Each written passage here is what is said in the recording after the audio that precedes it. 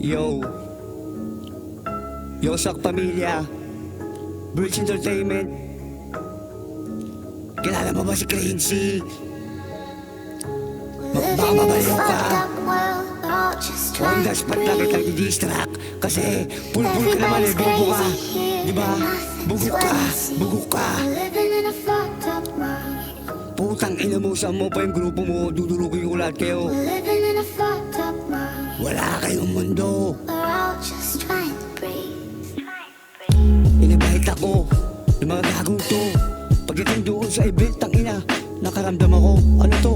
Ibang klase naman to. Kasi yung palabas nila, para ba naman ako ang kontrabida dito? Sisirahin mo ako, o anong sabi nyo? Ipapost nyo yung video kasi sinapak ako. Kago pinalo ko ng itlog to.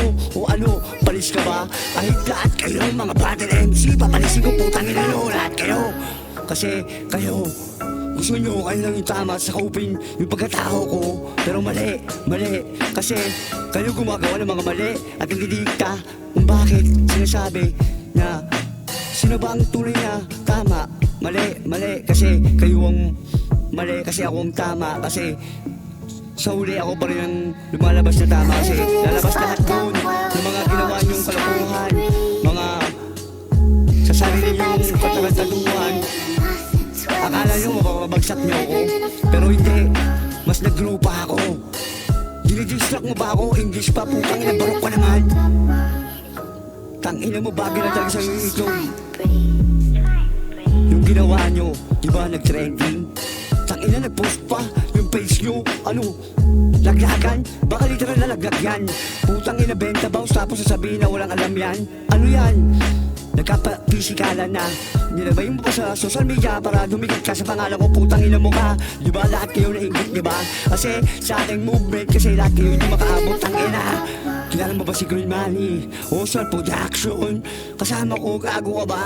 Kaya sinasabi mo na dapat siraan ka. Sisiraan nyo kung nasisiraan, gagawin mo ako ng butas para sabihin ni Kuya Crisis, tangina, tabla ka na, tabla ka na. Mali ka, mali ka. Kilala ko ng mga kuya ng 187 Mobsta. Kahit itanong mo pa, kayo yung mga literal na sira kasi mga manggagamit kayo, mga putang ina. Dito sa Sokme, gusto nilang makonsen, gusto nilang magkaroon ng pangalan para ako yung hatak-hatakin.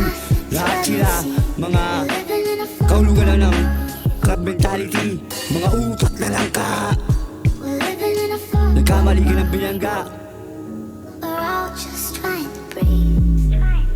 Mga putang inang to, hinahanap-hanap na. Hinahanap-hanap ka ng homeboy ko. Gustong banatan ka pa magay yung mukha mo, putang ina mo ka. Kasi napikon ka, diba props lang yun? Tapos gagawin yung issue, sasabihin nyo na mali ako. Higigiin mo ko, tapos sino ang kasabot mo? Tangina, yan, pinuno na yan. Sa Valenzuela, pinalis ko yan. Kahit tanong mo pa kay Calbanayad, tangina, palis na palis yan. Kasi lahat sila doon nangahatak sa akin. Sasabihin nila, yung music niyan, ibasura nyo.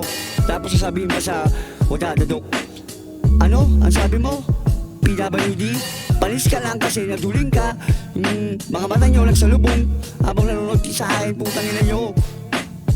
Yo, lahat sila nandun sa gilid, nakatingin sa akin. Sila yung mga taong bubulong-bulungan para sabihin na ako daw ang salarin. Ako ang salarin para durugin yung mga katulad nyong mga sinungaling.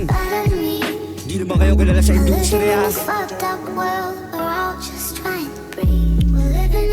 Tinatanong ni Kuya Andrew E kung babawiya kita. Sabi ko wag na. Kasi mamagal yung mukha mo, wala pang video, di ka pa magti-trending, putang ina mo ka. Kasi wala ka naman silbi, diba? Ngayon, nakilala ka na. Galingan mo. Kung kaya mo akong durugin, harap-harapan, magbasagan tayo ng itlog, gago. Kasi palis ka lang, palis ka. Kahit magsama ka ng grupo mo, tangina di ang kilala.